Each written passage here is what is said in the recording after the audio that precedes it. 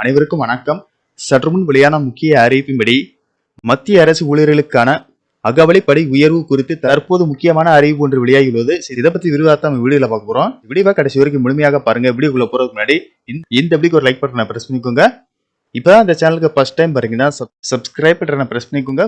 கூடவே bell icon பட்டனையும் press பண்ணிக்கோங்க. வாங்க வீடியோக்குள்ள போகலாம். மத்திய அரசு ஊழியர்களும் ஓய்வூதியதாரர்களும் அகவலைப்படி உயர்வு அறிவிப்புக்காக பல நாட்களாக ஆவலுடன் எதிர்பார்த்து காத்திருக்கின்றனர்.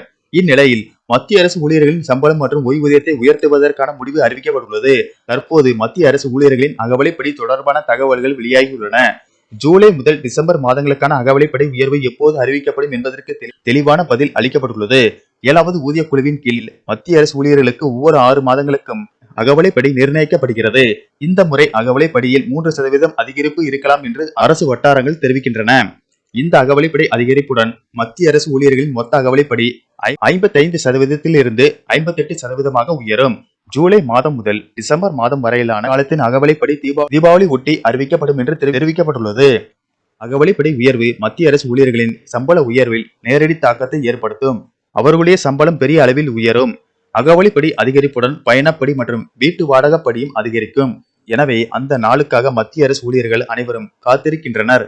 பொதுவாக பண்டிகை நாட்களில் மத்திய அரசு ஊழியர்களுக்கும் ஓய்வூதியதாரர்களுக்கும் பரிசு வழங்கும் வகையில் இது போன்ற அறிவிப்புகளை மத்திய அரசு வெளியிடும். அந்த வகையில் அகவலைப்படி உயர்வு குறித்த அறிவிப்பு தீபாவளி பண்டிகை சமயத்தில் அதற்கான அறிவிப்பை மத்திய அரசு வெளியிடும் என்று கூறப்படுகிறது. நன்றி, வணக்கம்.